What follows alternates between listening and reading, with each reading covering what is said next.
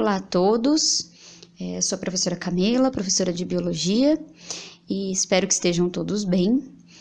Nessa aula de hoje, a ideia é lembrar quais são as principais diferenças entre os seres que a gente chama de procariontes ou procarióticos e os seres eucariontes ou eucarióticos, né? Então, só para lembrar, né, os seres vivos, para serem considerados vivos, eles precisam ter algumas características, né? Como possuir metabolismo, como ter a capacidade de reprodução, serem feitos de moléculas específicas, como proteínas, carboidratos, ácidos nucleicos. E dentre essas características dos seres vivos, uma delas é possuir ao menos uma célula. Então, todo ser, para ser considerado vivo, precisa ter pelo menos uma célula. E é essa célula que pode ser, então, procarionte ou eucarionte, né? Então, essa imagem, ela contém, em resumo, algumas características, então, dos seres que a gente chama de seres procariontes, né? Então, a célula procarionte, ela tem a presença de uma molécula de DNA circular, que é o material genético dessa célula. Essa célula também tem uma substância onde ficam presentes, onde ficam imersas todas as organelas, que a gente chama de citoplasma ou hialoplasma, né? Essas células têm também ribossomos, que são organelas que fazem a produção de proteínas, e todo esse conteúdo, ele fica dentro de uma membrana, que a gente chama de membrana plasmática ou membrana citoplasmática, tá? Bem, quem são os seres que têm esse tipo de célula procarionte, né? São aqueles seres que a gente conhece como bactérias, né? E as cianobactérias também são seres procariontes, tá? É interessante lembrar também que esses seres procariontes, eles são feitos de somente uma célula. E aí, por isso, esses seres, eles são chamados de né? Unicelulares, de célula. Então, são seres feitos de uma célula, tá? Bem, os outros seres, como animais, fungos, plantas, né? A maior parte dos seres vivos, né? Então, aqueles que não são bactérias e cianobactérias, eles são seres considerados eucariontes, tá? Então, o que a gente vê aqui? Que os seres eucariontes, eles têm muitas estruturas semelhantes aos procariontes.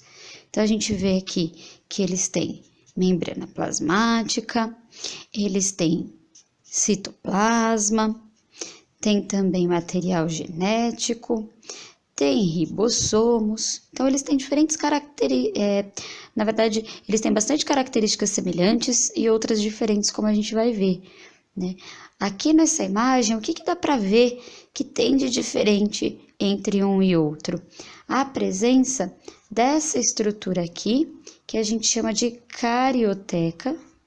Essa carioteca, ela protege o material genético dos eucariontes. E o que é a carioteca?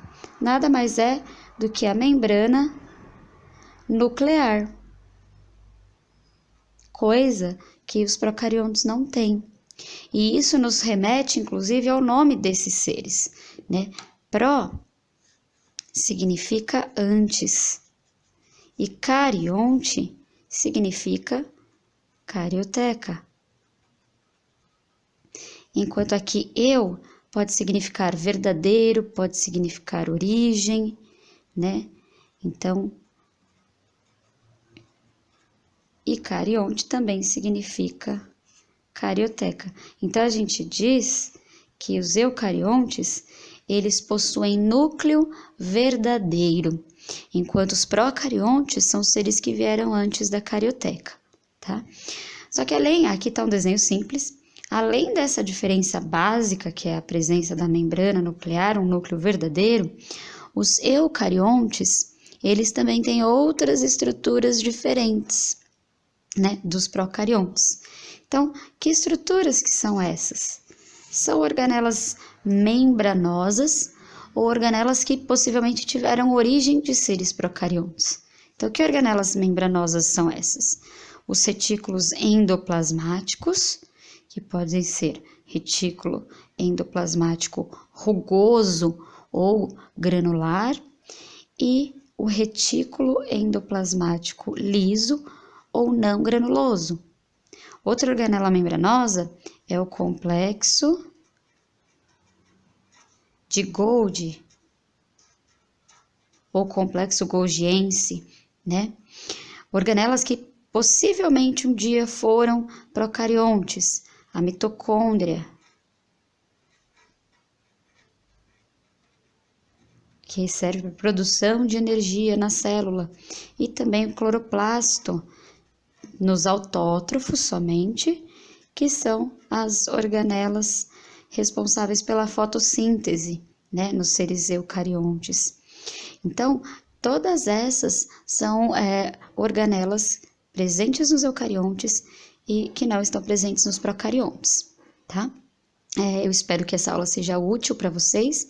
Lembrando, né, exercitem, né, estudem, exercitem os seus estudos por meio de exercícios e eu espero que vocês tenham gostado.